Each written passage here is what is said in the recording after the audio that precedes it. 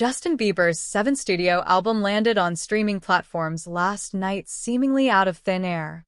In one day, the pop superstar quietly launched a new fashion brand SKYLRK after publicly stepping down from his previous one, Drew House, and with no drawn-out promotional run, announced his first album in 4 years, pointedly titled Swag.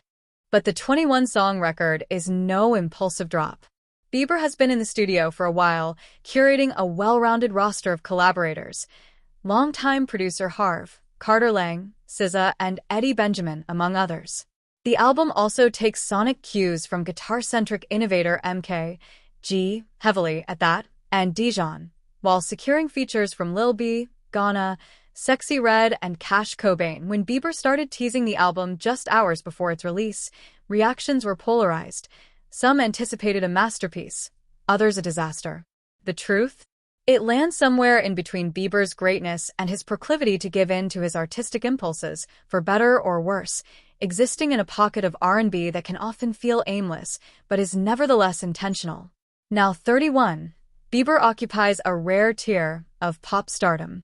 Sheer longevity and global name recognition afford him a level of creative freedom that some never reach. Like his peers, Ariana Grande, for instance, or a veteran like Justin Timberlake, Bieber has the artistic luxury to experiment. Whether that leads to reinvention or self-indulgence can depend on the execution, and on Swag, it often teeters between both. Since the release of Justice in 2021, Bieber has undergone a public transformation. He became a father, severed ties with longtime manager Scooter Braun in 2023, scrapped his 2022 tour amid reports of alleged financial distress, and was diagnosed with a neurological disorder.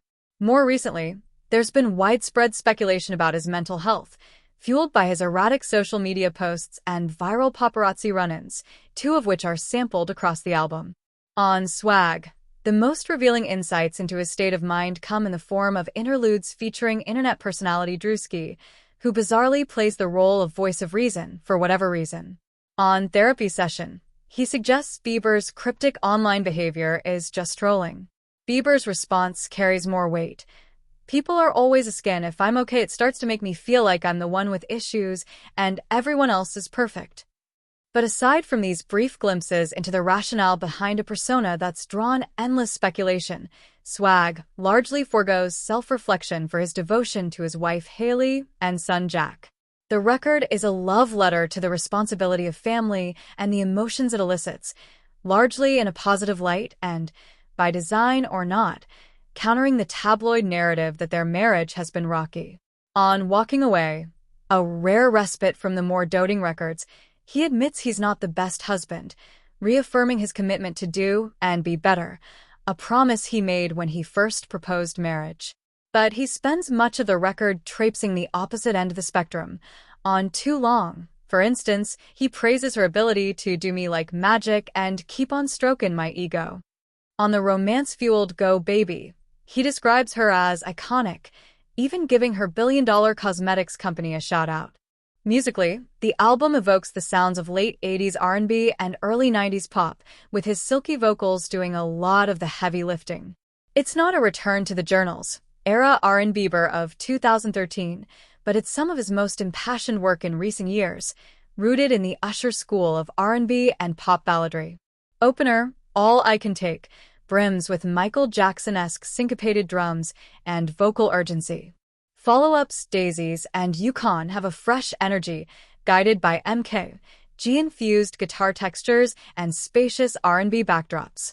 MK.G's influence is felt heavily throughout Swag, though his contributions can often feel less exciting than the more attention-building, hooky moments on songs like Sweet Spot, where Bieber flexes with smoothness and precision.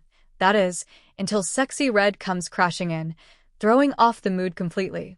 Still, the most potent parts of the album lean into what has always worked best for him: rhythm, moderation, and soul.